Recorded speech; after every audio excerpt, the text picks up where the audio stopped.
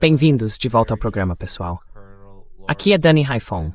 Como vocês podem ver, estou acompanhado de Larry Johnson e do Coronel Lawrence Wilkerson para analisar as últimas notícias. Então, senhores, primeiro precisamos falar de todas as últimas chances que Donald Trump deu ao Irã.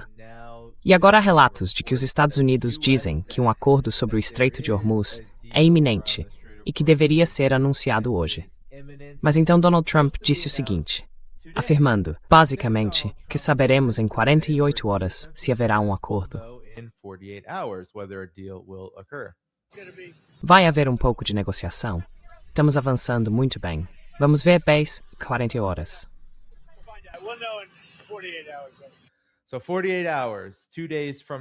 Então, 48 horas, 2 dias a partir de hoje. Bem, o Irã essencialmente disse que nada disso procede. Eles rejeitam diretamente a afirmação da Axios de que haveria hoje um acordo sobre o Estreito de Hormuz. O Irã está negociando com Omã um mecanismo que funcione para os dois, sem a ajuda dos Estados Unidos. O Irã disse que o Estreito de Hormuz continuará fechado enquanto os militares dos Estados Unidos interferirem nos assuntos dessa via marítima. Agora, há também essa questão do Irã e da guerra contra o Irã terem praticamente esgotado todos os mísseis americanos de alta precisão e longo alcance, como os ATACMS e os PSMs, os PRSMs. Praticamente todos acabaram.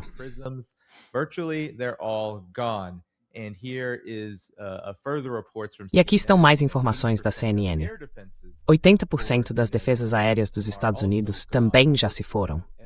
Isso significa, se olharmos para isso, que 50% de todos os interceptadores de defesa aérea dos Estados Unidos, os Patriots, já se foram. E agora restam apenas 90 interceptadores THAAD. Então, senhores, essa é a situação nesse momento. Talvez possamos começar com você, Larry.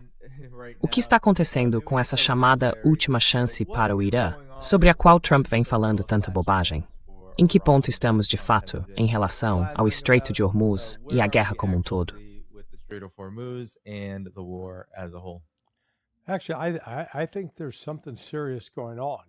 Na verdade, acho que há algo sério acontecendo. Sabe, para citar a música do Buffalo Springfield, lá dos anos 60, há algo acontecendo aqui. O que é exatamente não está claro. Hoje recebemos um sinal muito importante. Scott Bessent, do Departamento do Tesouro, do nada, disse para suspender as sanções contra 2 companhias aéreas e 2 empresas e 3 companhias aéreas ligadas à Guarda Revolucionária Iraniana. Por que ele faria isso? Bem, a única razão que consigo imaginar é que os iranianos e os Estados Unidos não estão conversando diretamente. Eles estão recorrendo a intermediários. Eles estão passando principalmente pelo Paquistão e pelo Catar, no que diz respeito às conversas entre Washington e Teherã. Então tenho certeza de que os iranianos disseram, não vamos fazer porcaria nenhuma, até vermos alguns movimentos concretos de Washington que mostrem que eles estão falando sério. Eles têm que começar a suspender as sanções e talvez tenham que suspender o bloqueio. Então eles podem até já ter suspendido o bloqueio, mas o que vimos claramente foi a suspensão de sanções específicas contra a Guarda Revolucionária Iraniana. Isso aconteceu há cerca de 24 horas. O Irã atacou um navio no Estreito de Hormuz, ao largo da costa de Omã, e forçou outros 3 navios a voltar. Bom, 3 ou 4 semanas atrás, o que Donald Trump disse? Toda vez que o Irã atingir um navio, cara, vamos revidar, vamos derrubar uma ponte ou acabar com isso ou aquilo. O que Trump fez? Nada. Nada.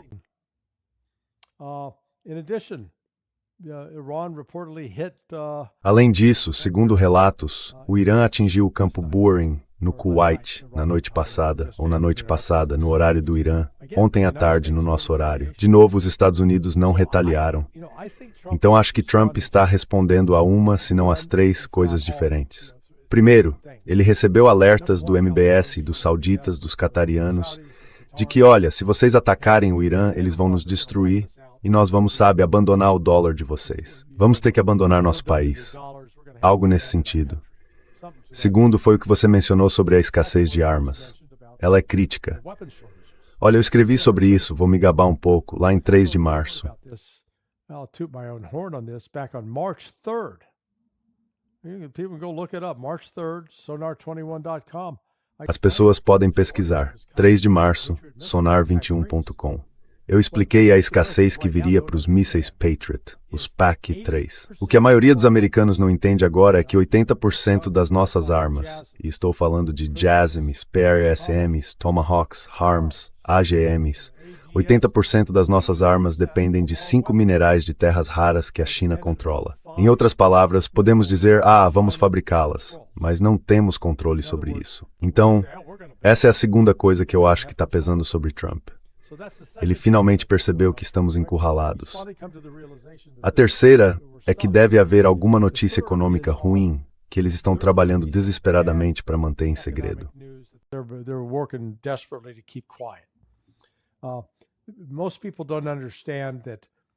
A maioria das pessoas não entende que o Japão, entre todos os países do mundo, foi o mais afetado pelo fechamento do Golfo Pérsico, do Estreito de Hormuz, porque recebe 90% do seu petróleo de lá. E o petróleo que sai de lá é o petróleo bruto ácido. As refinarias japonesas são preparadas para lidar com petróleo bruto ácido. A melhor metáfora que consigo usar para explicar isso é a seguinte. Imagine que você tem um revólver Magnum calibre 44 do Harry Callahan e depois uma pistola semiautomática calibre 22. Eles são carregados de forma diferente. Disparam munições de tamanhos diferentes. Só porque os dois são armas, não significa que sejam a mesma coisa. Eles funcionam de forma diferente. É a mesma coisa com as refinarias, no caso das refinarias de petróleo bruto doce e de petróleo bruto ácido.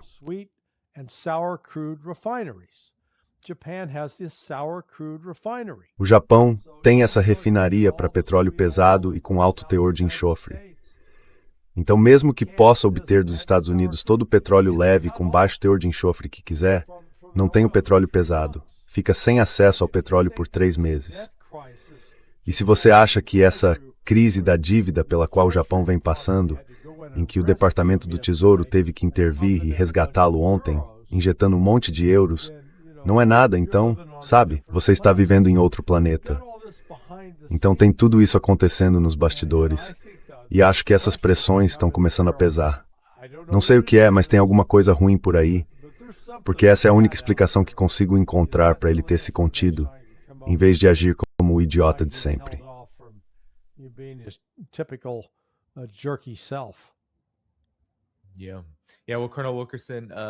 Sim. Bem, Coronel Wilkerson, houve relatos de que os Estados Unidos podem estar solicitando formalmente um retorno ao Memorando de Entendimento de Islamabad, enviando mensagens ao Irã por meio de mediadores e indicando disposição para retomar seus compromissos.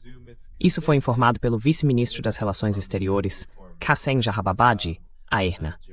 Mas, Coronel Wilkerson, quais são suas opiniões sobre a situação atual? Colonel Wilkerson, what's your thoughts on the situation at hand here? Bem, antes de tudo, deixe-me dizer que concordo com tudo o que Larry disse. Em segundo lugar, deixe-me acrescentar algo ao que Larry disse e depois responder à sua pergunta específica. O que eu acrescentaria ao que Larry disse, e há muitas coisas a acrescentar, é principalmente o seguinte. Alexus Grinkwich, o comandante do SACIR e do EUCOM, que acumula 2 funções na Europa, há pouco tempo deixou claro ao general Kane, e ele é um oficial da Força Aérea. Kane também é um oficial da Força Aérea, que ele comandava os meios navais que tradicionalmente operam no Mediterrâneo. Foi uma lição sobre operações conjuntas, por assim dizer, e isso inclui a Força Naval Permanente da OTAN, a Sexta Frota e os navios que normalmente operam no Mediterrâneo.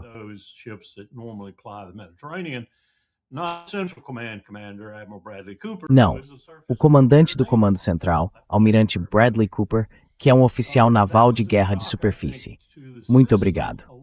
Acho que isso foi um choque para o sistema, em certa medida.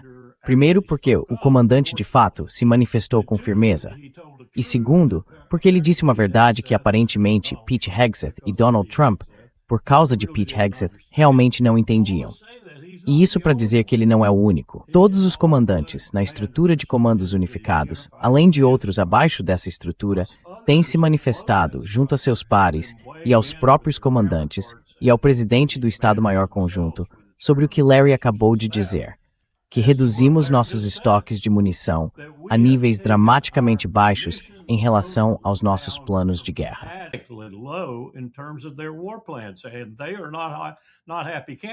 E eles não estão nada satisfeitos com isso. E eu também não estaria, se de repente tivesse em mãos um monte de planos de guerra, qualquer um dos quais poderia ter de ser executado, total ou parcialmente, a qualquer momento, e eu praticamente não tivesse munição. E não é só isso. Talvez eu nem tivesse navios, porque estamos concentrando tantos em um único teatro de operações. Não temos mais uma marinha grande.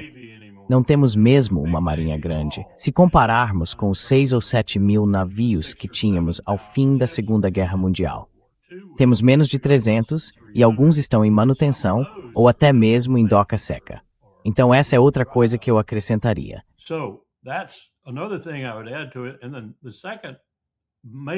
E o segundo ponto principal que eu acrescentaria é o seguinte.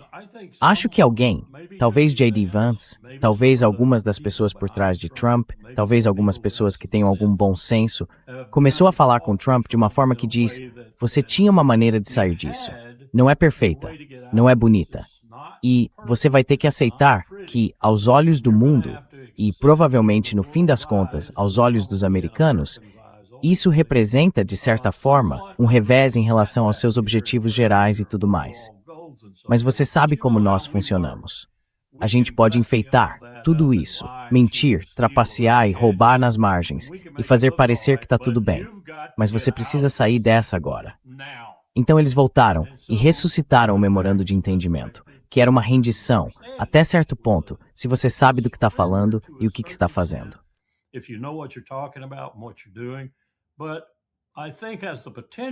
Mas acho que isso tem potencial para ser usado de certa forma.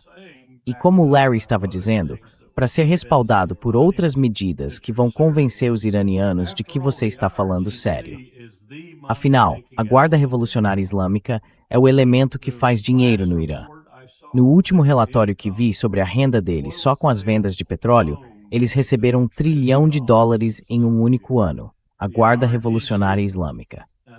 Esse dinheiro não vai só para manter as armas e o preparo físico deles em dia. Vai para construir palácios e casas, comprar benefícios e esse tipo de coisa. Então, eles foram direto ao ponto sobre como influenciar o Irã com isso. E suspeito que haverá mais medidas assim.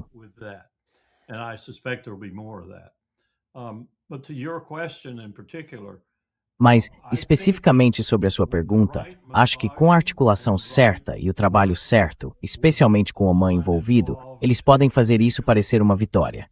E ninguém é melhor nisso do que Donald Trump. As pessoas simplesmente mentem a respeito.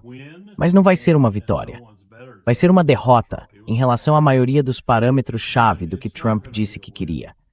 Só que ele esqueceu todos eles. Agora, as únicas duas coisas nas quais ele realmente está insistindo são o estreito. E isso vai resolver a questão do estreito. Talvez de uma forma que pareça uma derrota. Ainda assim, vai resolver a questão do estreito. E é isso que vai assombrar os republicanos nas eleições de meio de mandato, se isso continuar e se transformar numa recessão ou depressão colossal.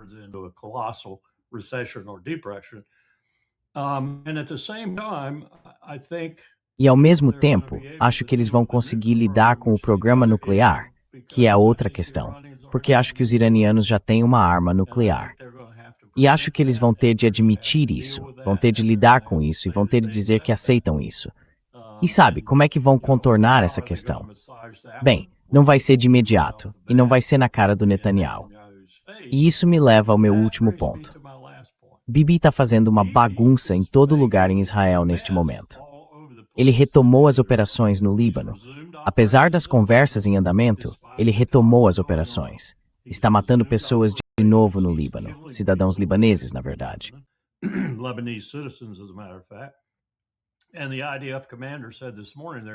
E o comandante das Forças de Defesa de Israel disse esta manhã que eles estão se preparando para avançar de novo contra todos os acordos alcançados até agora.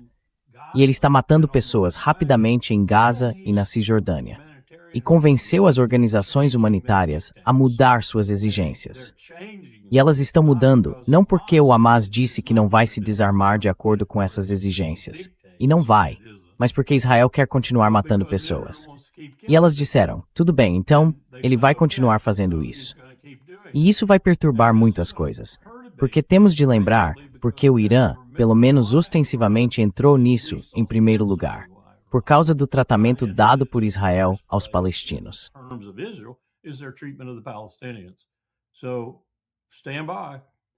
Então, aguardem. E eu nem acrescentei que Israel internamente está desmoronando neste momento. Há mais pessoas morrendo nas ruas de Israel agora do que morreram nas ruas de Israel desde 1948. E isso diz muita coisa. São pessoas de todos os tipos. E Ben-Gvir perdeu o controle da situação de segurança interna. Netanyahu não faz ideia de como essa eleição vai terminar. E eu não ficaria surpreso se ele a interrompesse, porque não sabe. Então, há uma turbulência real em Israel neste momento, além de todas as outras coisas que estão acontecendo. Então não acabou até a cantora gorda cantar.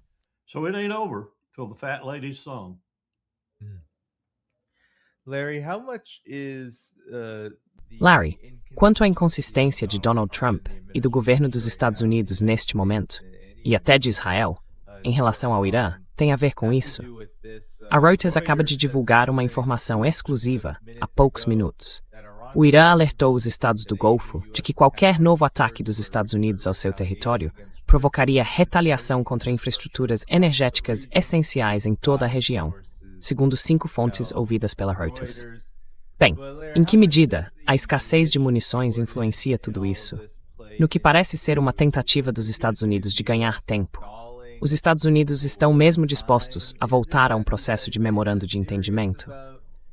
Ou estão, de certa forma, ganhando tempo para recompor seus estoques, mesmo que só até um nível mínimo, para poder manter esse toma lá, tá cá?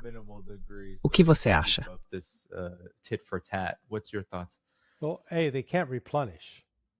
Bem, eles não conseguem repor isso. A China controla os minerais de terras raras. Não dá para construir algo do nada. Então, sem galho, quer dizer, o galho é um subproduto da produção e da fabricação de alumínio.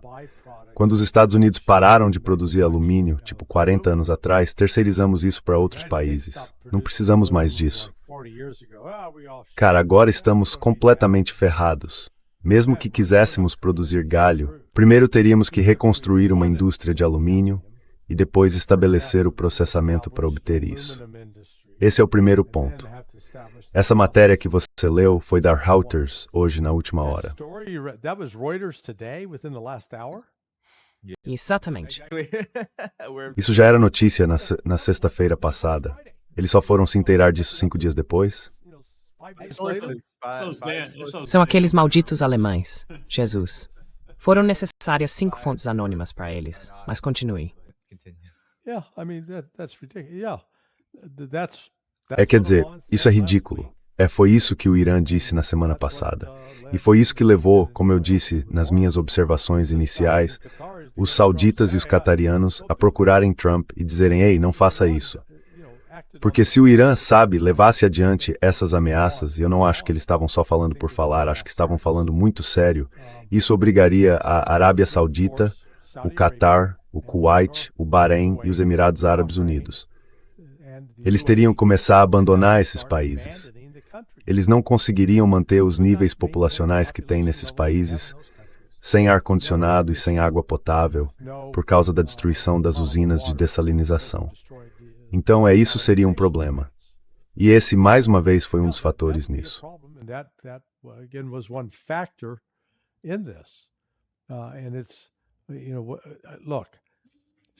E olha, alguma coisa aconteceu na noite de sábado.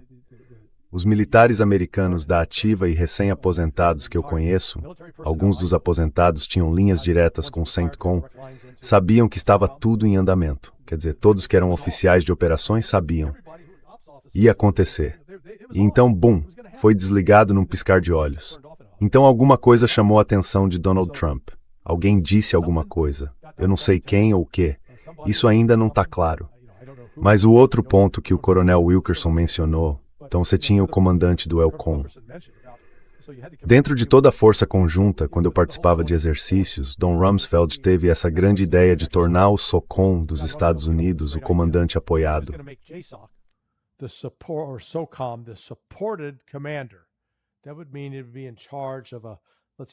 Isso significaria que ele ficaria encarregado de, digamos, se houvesse um incidente terrorista em Madagascar, que ficava bem na fronteira entre o AFRICOM, o CENTCOM e o PACOM.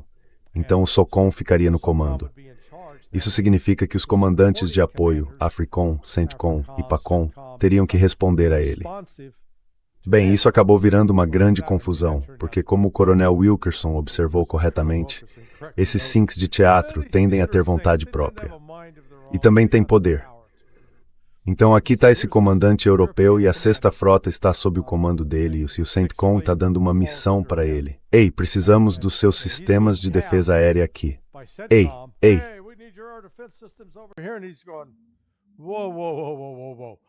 Seu Frem Maestay never did the seas.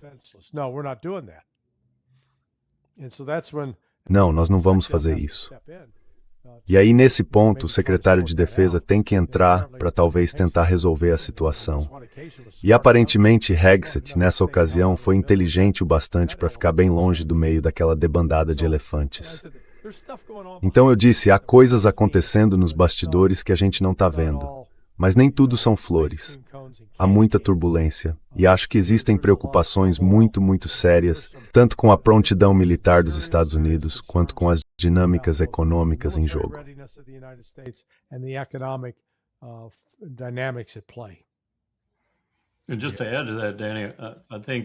E só para acrescentar a isso, Dani, eu acho que aquele terceiro e quarto escalão de alvos, sobre os quais venho falando o tempo todo, que o Irã tem na mira, por assim dizer, engatilhados e prontos para agir, mas que não quer atingir porque sabe o tamanho do dano que isso causaria à economia global, ainda está lá.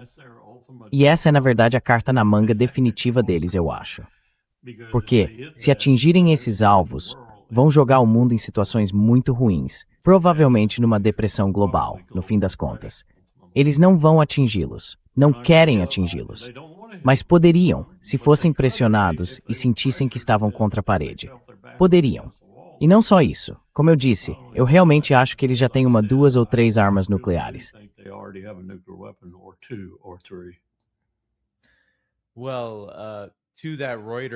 Bem, sobre essa matéria da Reuters, ela está atrás de um paywall bem restritivo. Então, felizmente, temos o X trazendo trechos dela.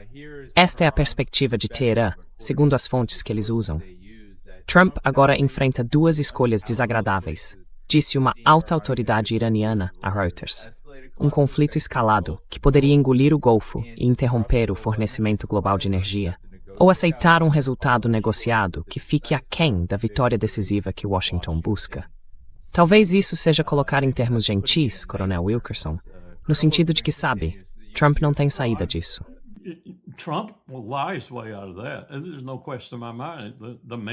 E não tenho nenhuma dúvida de que esse homem é um gênio, se isso estiver associado a mentir de uma forma eficaz.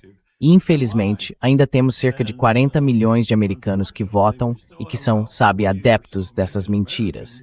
Eles não vão, nem por um instante, achar que Donald Trump diz uma invenção ou uma mentira. Então, quero dizer, isso é simplesmente parte do caráter dele. Portanto, seja qual for o êxito que ele tiver, seja com este acordo ou com algum outro, ele vai mentir para sair dessa, dizendo que é algo positivo e não negativo. Veja as coletivas de imprensa que ele está dando agora. Quer dizer, há repórteres lá que o confrontam diretamente. Ele basicamente diz a um deles que ele não vale nem um mijo morno.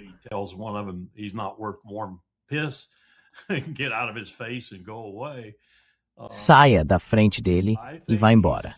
Acho que ele é capaz de mentir para sair dessa.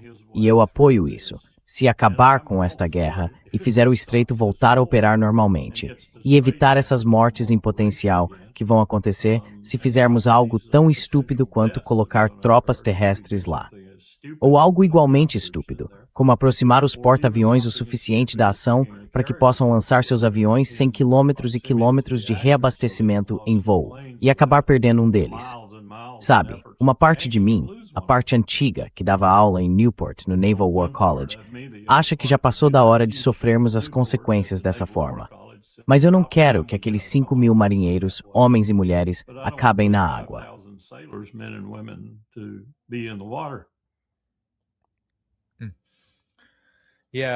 Larry, qual é a sua reação à perspectiva de Teherã, segundo a Reuters?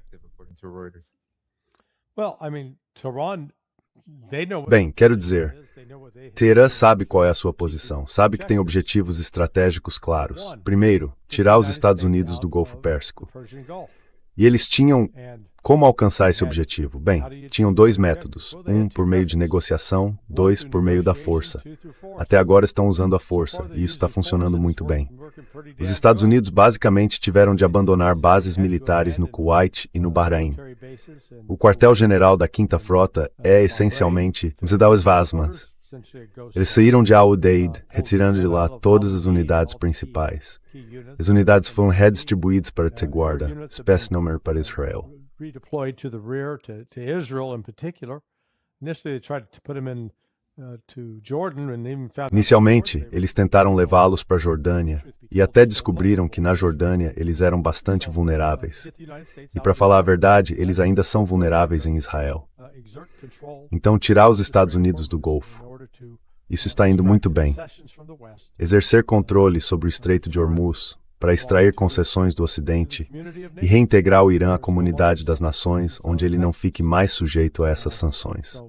Então isso está em andamento. Estão conseguindo, eles estão desleais tempo e estão dizendo, e queremos usar nossa influência por fim à guerra, ao genocídio do povo palestino. Sim. Now they haven't backed off of any of that so far. Até agora, eles não recuaram em nada disso. E não há pressão, militar, econômica ou política, que os Estados Unidos possam exercer sobre o Irã para obrigá-lo, forçá-lo a aceitar o que os Estados querem. A saída de paraquedas do Trump desse desastre seria conseguir que o Irã conversasse e concordasse em, entre aspas, limitar, voltar a um jato CPOA, as limitações sobre armas nucleares. Acho que o Irã talvez esteja disposto a fazer isso. I think Iran might be willing to do that. But again, I don't disagree with Colonel. Mas, de novo, eu não discordo do Coronel Wilkerson quando ele diz que o Irã talvez já tenha a bomba nuclear. Mas eles poderiam estar dispostos a dar esse passo, desde que todos os acordos, todas as partes do memorando de entendimento, sejam cumpridos primeiro. Isso significa Israel fora do sul do Líbano, fim do bloqueio, fim das sanções, ativos descongelados e o reconhecimento de que o Irã controla o Estreito de Hormuz. Nossa, isso é difícil de engolir para Donald Trump e os Estados Unidos, não é? Mas, meu Deus, se eles querem que isso pare e querem parar de desperdiçar recursos dos Estados Unidos, essa é a única escolha que tem.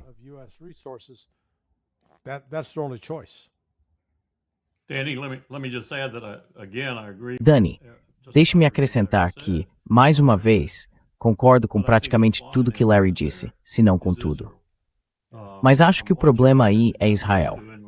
Estou vendo o que Netanyahu está fazendo com a Fundação Humanitária de Gaza. Ele meio que voltou atrás em tudo que disseram que ele tinha de fazer, especialmente no que dizia respeito ao Hamas e ao desarmamento. O Hamas disse em resposta a isso, e eles já não estavam confortáveis antes, mas disseram, em resposta a essa medida do Bibi, nem pensar. Ao mesmo tempo, ele está fechando o cerco em Gaza e ainda matando pessoas dentro desse cerco. Ele intensificou as coisas na Cisjordânia e se posicionou, como eu disse antes, no Líbano, com uma motivação clara.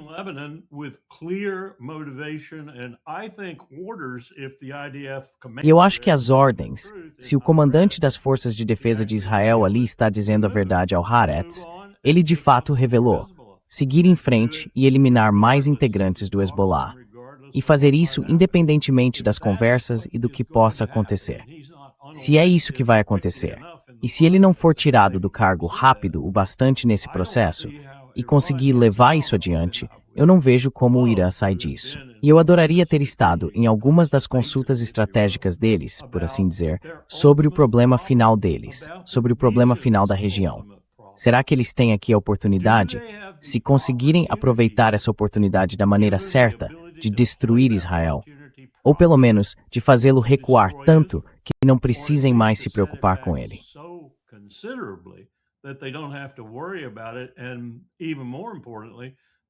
E mais importante ainda, os palestinos terão algum alívio e talvez também não precisem se preocupar com isso, porque isso vai deslocar drasticamente o equilíbrio de poder na região para o lado dos palestinos, um lado em que eles só estiveram aparentemente até agora, porque será do interesse deles fazer isso e tirar proveito dessa quase destruição, por assim dizer, do Estado de Israel.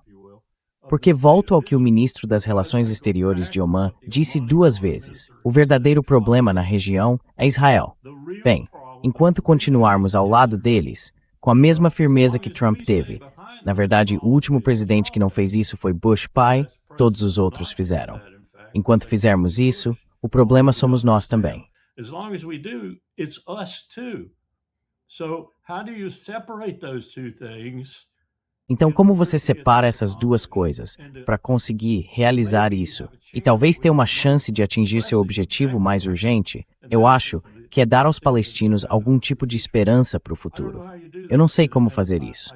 E não sei se os iranianos dariam esse passo e diriam: temos uma oportunidade, temos uma chance de destruir o principal fator de instabilidade na região e possivelmente uma ameaça real no futuro, que hoje não é, muito além da capacidade que tem agora. Se aumentar seu território e ninguém agir, nem Erdogan, ninguém, se você estivesse no lugar deles, deixaria esse momento estratégico passar? Especialmente se ele lhes der o pretexto para isso, ao continuar as operações apesar das negociações no Líbano.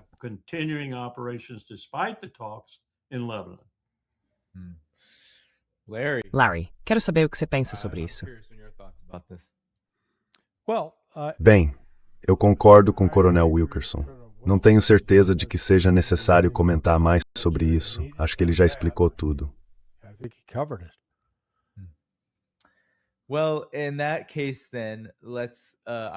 Bem, nesse caso, eu queria perguntar sobre o Iêmen, porque como discutimos nesse programa há muitos dias, muitas semanas, isso se tornou, é claro, uma guerra regional.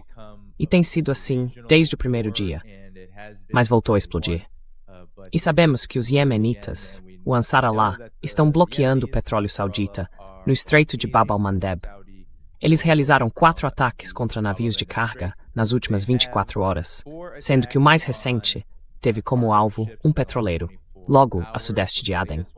E após esses ataques, um deles levando ao afundamento de um navio de carga até o fundo do mar, os preços do petróleo subiram cerca de $1,07. Isso acontece depois de o Iêmen, não faz muito tempo, mas nas últimas 24 a 48 horas, ter deixado um aeroporto saudita fora de operação ao atingir um radar importante. Então isso está escalando. Eu sei que a Arábia Saudita também realizou ataques no Iêmen nas últimas 24 horas, ou pelo menos tentou realizar. Então, Larry, o que você acha? Qual é o papel de tudo isso na situação regional mais ampla?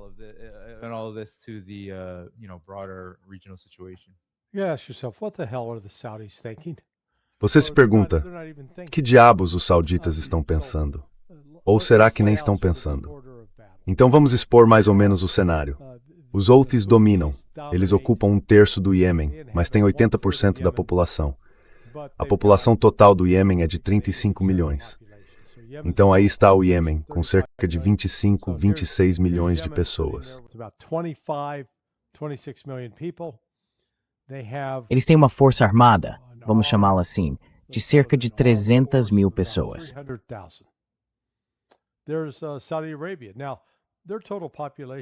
Tem a Arábia Saudita. A população total deles é comparável à do Iêmen, 35 milhões. Só que desses 35 milhões, cerca de 15 milhões são estrangeiros, então não são sauditas. Isso reduz o número para algo em torno de 20 milhões. E eles têm um exército 50 mil homens menor que o dos iemenitas. Então, tipo, o quê? Os sauditas vão atacar o Iêmen com uma força terrestre? Isso não vai acontecer. Quer dizer, os iemenitas... O pessoal do Ansar Allah acabaria com eles. Quanto a terem capacidade de causar danos aos Houthis e obrigá-los a parar de atacar a Arábia Saudita, isso não vai acontecer. Na verdade, os Houthis, o problema para os sauditas é que eles têm tantos alvos malditos. Quer dizer, alvos grandes, fáceis e expostos que os Houthis podem explodir completamente se decidirem fazer isso. that the Houthis can just blow the hell out of if they decide to, that it not only hurts Isso não só prejudica os sauditas, ou melhor, deixa eu colocar de outra forma, prejudica os sauditas em muitos níveis, em termos de reputação, em termos de economia, em termos do funcionamento real da sociedade deles. É algo financeiramente devastador. Já os sauditas, por outro lado, sabe, podem bombardear os Houthis o dia inteiro. Talvez matem alguns, mas não vão conseguir destruir infraestrutura crítica, porque eles não têm nada acima do solo. As bases de mísseis deles ficam no subsolo.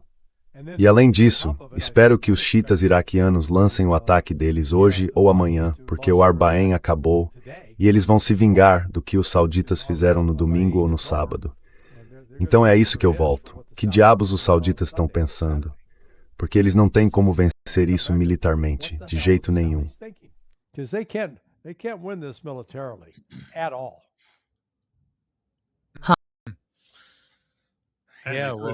Eles não conseguiriam vencê-la, nem se os Estados Unidos voltassem a intervir e lhes dessem todo o apoio que deram antes. O que você acha, Dr. Yemeniria? Eu estava pensando, enquanto você falava e enquanto o Larry falava, de novo, eu concordo com o que ele estava dizendo. Eles são pessoas duras, e os sauditas não são. Quer dizer, eu treinei sauditas. Treinei sauditas por 5, 6 anos. Os sauditas não são pessoas duras, nem na Guarda Nacional deles, que é meio que uma guarda pretoriana, nem nas forças regulares. E eles não são muito numerosos. E a guerra terrestre é algo totalmente estranho para eles. Totalmente estranho. É por isso que fizeram a guerra anterior quase toda pelo ar. Eu estava pensando, sabe, na última vez em que o Mar Vermelho pareceu grande o bastante aos olhos de muita gente, isso acabou gerando aquela enorme concentração, considerando o tamanho do território, de forças militares de 5 ou 6 países diferentes no Djibouti.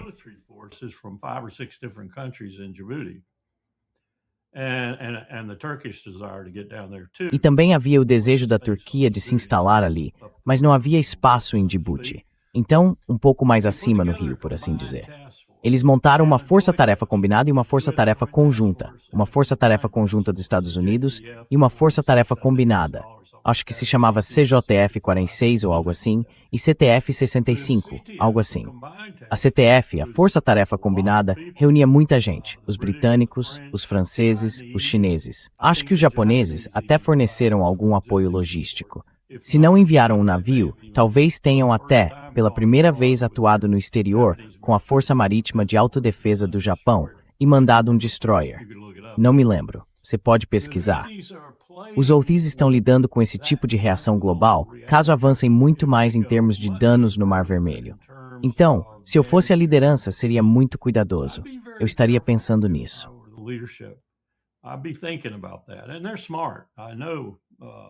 E eles são inteligentes. Pelo menos é o que eu sei pelos relatos. São bastante inteligentes e pensam estrategicamente. Eu não iria muito além em termos de destruir o comércio, ou vocês podem provocar o mundo a montar outra força-tarefa conjunta, e ela pode incluir os chineses e outros países. E aí vocês estarão em apuros, porque terão o mundo inteiro, caramba, mobilizado contra vocês. Não acho que isso vá acontecer, porque não acho que o mundo tenha esse tipo de capacidade de demonstrar solidariedade num esforço como esse. Mas o Mar Vermelho é importante nesse nível. E se a situação realmente ficasse séria e o comércio fosse de fato interrompido ali, exceto aquilo que absolutamente não tivesse em apoio a Israel, eu poderia até ser a favor disso. Mas não acho que o mundo seria. Então deixo isso como um alerta aos Houthis. É. Sim. Aquele incidente anterior foi, é claro, por causa dos piratas somalis.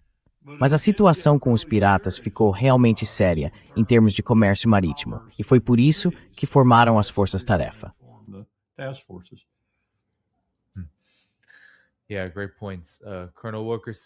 Sim, excelentes observações, Coronel Wilkerson. Bem, Larry, que tal falarmos sobre essa notícia que surgiu e que, acho eu, também envolve a situação regional? E eu sei, Coronel Wilkerson, que o senhor terá opiniões sobre isso. Então, segundo a NBC News, o Pentágono estaria elaborando uma estratégia nuclear que daria maior ênfase ao possível uso de armas nucleares táticas de curto alcance em um conflito regional com a China ou a Rússia.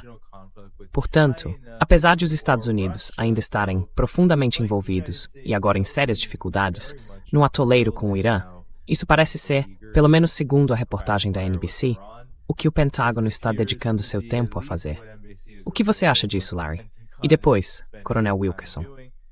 What do you think of this, Larry, and then to Colonel Wilkerson? Yeah, makes so much sense. I mean, hell, we can't produce PAC-3. Faz todo sentido. Quero dizer, droga, não conseguimos produzir mísseis PAC-3, não conseguimos produzir mísseis PRISM, não conseguimos produzir Tomahawks. Então vamos usar armas nucleares, que solução fantástica. Isso é uma loucura. E sabe, esse é um dos problemas de ter um incompetente como Pete Hegseth no cargo em que está. Sem experiência, sem gravidade, sem discernimento. E sabe, isso... Vocês vão reexaminar nossa doutrina nuclear? Sabe, uma das ironias dos últimos 36 anos é que quando a União Soviética colapsou, os soviéticos, os russos, tiveram que tomar uma decisão. Eles só tinham recursos militares limitados. Então a questão era, construímos esses, sabe, grandes e pesados porta-aviões ou nos concentramos em construir submarinos? Or do we focus on building submarines? They decided to build submarines. The United States... Eles decidiram construir submarinos. Já os Estados Unidos, em contraste, não tinham falta de dinheiro, porque tínhamos um cartão de crédito global e podíamos cobrar tudo dos outros países. Decidimos, vamos construir mais desses porta-aviões que agora, como resultado do desenvolvimento de mísseis hipersônicos e mísseis de cruzeiro antinavio, são grandes elefantes brancos, grandes alvos fáceis que podem ser destruídos sem dificuldade. Bem, não podemos mais usá-los como foram concebidos para serem usados. Não podemos mais usá-los. E como resultado, a Rússia está aí agora, sabe? Acho que eles têm hoje a frota número 1 com os submarinos de mísseis balísticos mais avançados do planeta. E os Estados Unidos estão ficando para trás rapidamente. Então, sim, eles querem rever sua doutrina nuclear. Que tal não fazer isso? Na minha opinião, isso já seria uma revisão mais do que suficiente.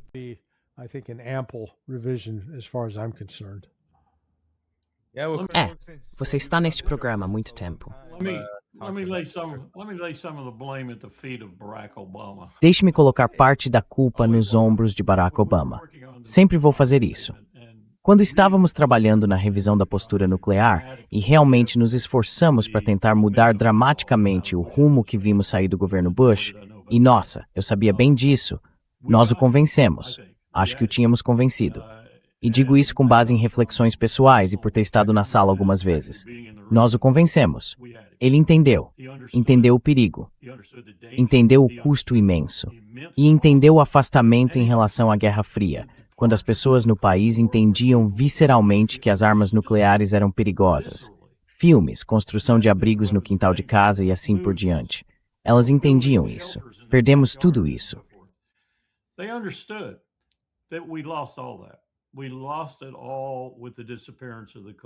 Perdemos tudo isso com o desaparecimento da Guerra Fria e com a transformação que acontece nos seres humanos quando o perigo desaparece.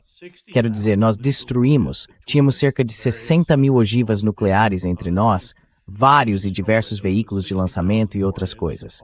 Daquelas 60 mil ogivas, destruímos todas, exceto cerca de 6 mil de cada lado. Uma conquista maravilhosa. Mas então veio Barack Obama, que eu acho entendia tudo isso. E então surgiu uma batalha no Congresso sobre se ele conseguiria ou não aprovar seu programa de saúde, sua principal proposta, e todos os seus planos de mudar a declaração de postura nuclear.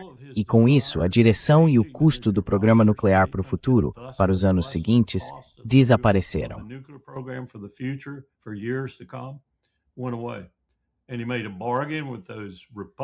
E ele fez um acordo com aqueles republicanos no Congresso que não queriam que ele mudasse a declaração de postura. Queriam que ela fosse ainda mais perigosamente dramática para o futuro e mais cara. E foi essa declaração que conseguimos. E agora estamos vendo trilhões de dólares sendo gastos em um arsenal para o qual não precisamos gastar nem mais um centavo. Eu concordo com os aspectos de garantia e segurança desses gastos, porque tudo o que você faz é garantir que os que já têm funcionem. E isso se faz com computadores. Não é preciso fazer testes subterrâneos, na atmosfera ou em qualquer outro lugar. E isso, como eles chamam, é meio que securitizado.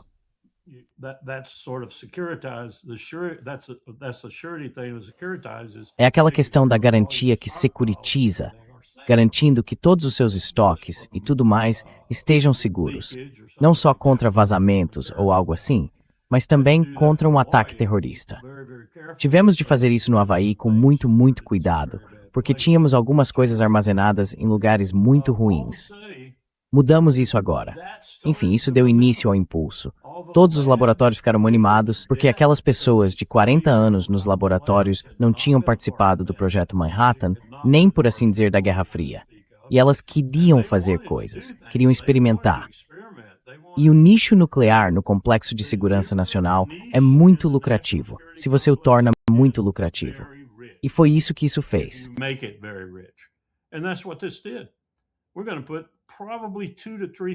Vamos colocar provavelmente de 2 a 3 trilhões de dólares nisso ao longo da próxima década, ou década e meia, ou 2 décadas. Perigoso, extremamente perigoso. E com o que você acabou de dizer, essa conversa, e eu também já ouvi isso, já ouvi entre militares fardados. Por que temos essas armas se não podemos usá-las? Esse é o comentário mais comum. Extremamente perigoso, extremamente perigoso. E ainda assim, isso está acontecendo. Estamos cometendo um erro colossal. Aliás, os russos ainda operam basicamente com base no que faziam nos anos 90, em termos de ideologia e de mentalidade. Eles também acham isso perigoso, não querem ter que entrar numa corrida armamentista. E eu diria que Xi Jinping pensa da mesma forma. Mas nós vamos começar uma.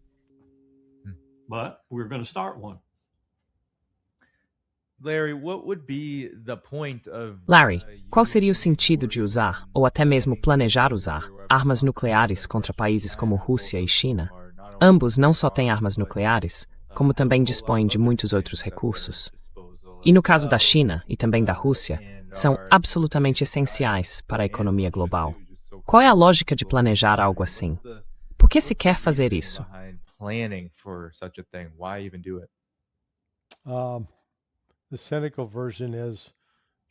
A versão cínica é criar um novo programa de empregos. Sabe, dar a alguém um motivo para ter que comandar alguma coisa, para justificar todo esse programa. Isso ignora a questão de qual é a nossa visão estratégica. O que estamos tentando fazer? Hoje, todas as Forças Armadas dos Estados Unidos estão estruturadas segundo, eu diria, um modelo do século XX. Os Estados Unidos tendo que projetar força pelo mundo para controlar, conter ou influenciar acontecimentos em algum outro país.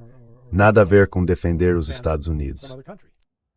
Nothing to do with defending the United States. Not one thing. It is Nenhuma coisa sequer. É como se fôssemos um martelo procurando um prego. E esse tipo de discussão, vou chamar de discussão acadêmica, sobre o uso de armas nucleares, só reflete a falta de compreensão porque elas não foram usadas. Eles não viram de fato essas armas serem disparadas. Não entendem o que isso significa. E certamente não reconhecem que nesse momento a Rússia está posicionada para nos obliterar se ao menos ousarmos seguir por esse caminho. Então, sabe, é aí que temos a arma nuclear como uma arma do século XX que já não é relevante para o século XXI.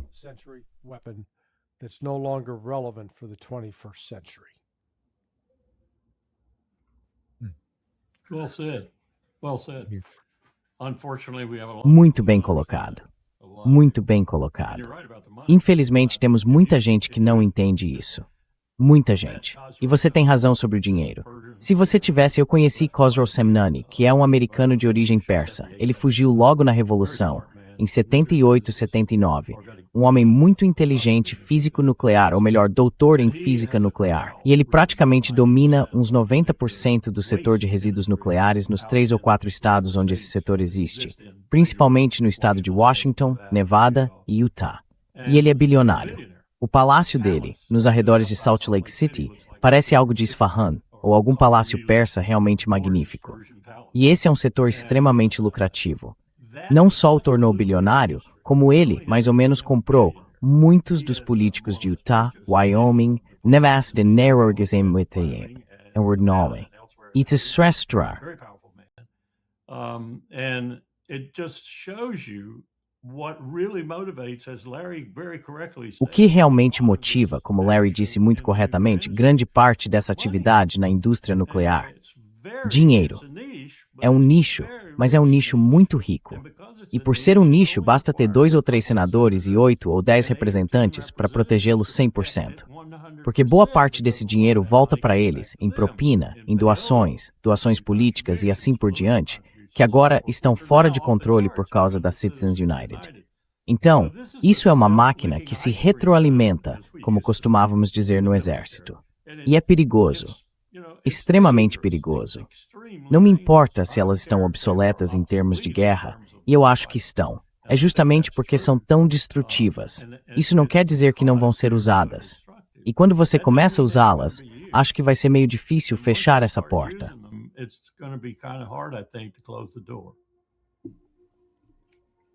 É bem, foram cerca de 5 semanas. Essas novas armas são inacreditáveis. Se você olhar algumas das coisas que certos laboratórios estão fazendo, fica claro que elas foram projetadas para aperfeiçoar, o máximo possível, uma capacidade de primeiro ataque.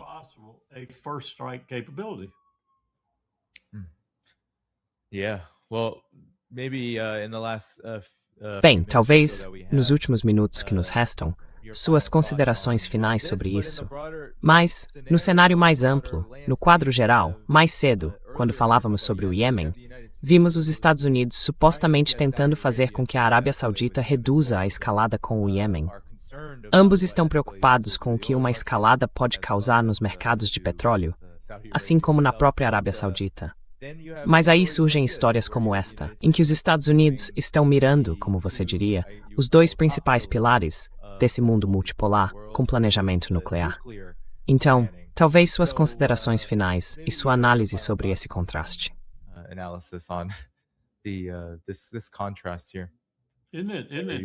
Não é extraordinário que agora estejamos tentando deter os Houthis, quando antes financiávamos os sauditas e lutávamos contra eles? Cuidado com o que você deseja. Você pode acabar conseguindo.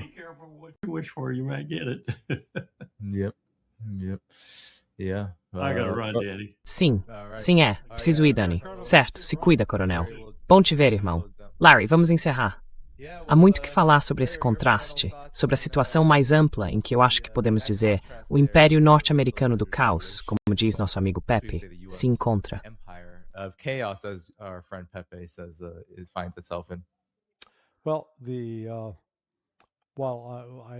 Bem, concordo plenamente com o coronel Wilkerson que o elemento indesejado nessa festa no jardim pode ser Israel e os sionistas. Trump ainda tem uma enorme influência sobre eles. Tudo o que ele precisa fazer é decidir usá-la. Mas até agora, ele teve medo de usá-la. Então, até decidir usá-la, Israel continuará sabotando e piorando as coisas. Mas, de novo, vou acompanhar esta noite para ver o que acontece. Houve, e vou chamar assim, não quero chamá-las de provocações, ações do Irã para se defender e proteger seus interesses, que Trump poderia usar como justificativa para retomar as operações militares. Mas, por alguma razão, Trump agora voltou a apostar em um resultado negociado. E eu não sei o que o fez mudar de ideia. Alguma coisa fez. E fico feliz por essa coisa. Mas o ponto é que mesmo que eles cheguem a um acordo até sexta-feira e os estreitos estejam, entre aspas, abertos, não dando nome causa por isso, não vai resolver ouvir. Vai levar no mínimo 2 meses, e talvez muito mais disso. Minimum 2 months, and maybe far longer than that.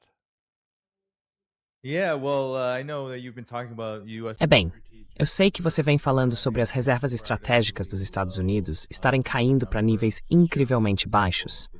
Vários programas com você e com outras pessoas têm falado sobre isso. Em que ponto estamos agora? Porque o Estreito de Hormuz, sim, está fechado. E o Estreito de Bab el-Mandeb está, como podemos dizer, comprometido neste momento no que se refere ao transporte saudita de suas exportações de petróleo. Então, em que ponto estamos agora? We really don't have a good assessment yet of Ainda não temos uma boa avaliação sobre quais terminais de petróleo no Golfo, sauditas, catarianos, bahreinitas, kuwaitianos e emiradenses estão danificados, quais foram fechados e precisam ser reativados e quais ainda estão funcionando. Eu não sei. Ainda não vi nenhuma boa avaliação sobre isso. Então você pode traçar esse espectro. Pode dizer, bem, se todos estiverem danificados, vão ser necessários meses para consertá-los e colocá-los de volta em operação. Então, sim, o alívio econômico mais cedo que poderíamos ver nisso seria daqui a no mínimo 6 meses. Mas se eles não tiverem danificados e estiverem bombeando, você poderia ver algum alívio em 2 meses. Mas isso significa que ainda existem esses problemas econômicos fundamentais e essas escassezes que não vão ser resolvidos da noite para o dia.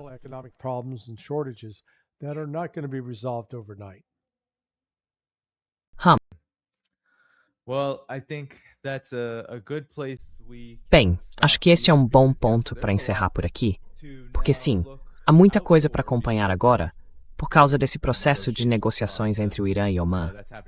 É claro que os Estados Unidos parecem estar se esforçando para se comunicar com mediadores, para ver como isso vai se desenrolar, mas parece que o que está acontecendo é que os Estados Unidos estão tentando fazer uma grande pausa.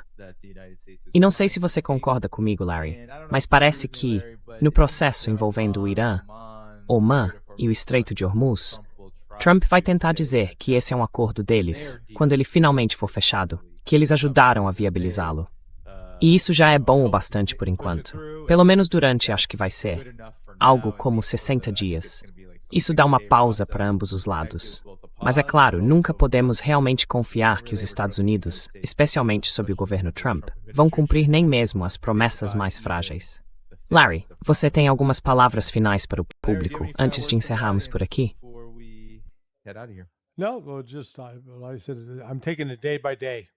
Não, estou levando um dia de cada vez.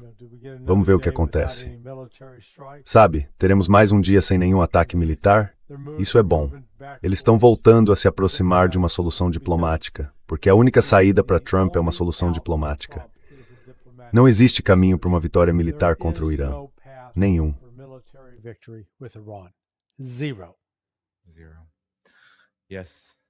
Zero. Sim, se alguém tem acompanhado esse programa, acompanhado o Larry, isso ficou abundantemente claro em tudo que cobrimos aqui. Certo, pessoal? Temos o Sonar 21, do Larry, e também o Transition Protocol no YouTube, na descrição do vídeo abaixo. Então vocês podem ir lá, seguir e apoiar o trabalho do Larry. Inscrevam-se no Transition Protocol. Eu também colaboro com eles de uma forma mais informal, mas é um programa muito bom e que merece apoio. Então, se vocês assistem este programa, com certeza vão querer acompanhar esse também. E clique no botão de curtir antes de sair.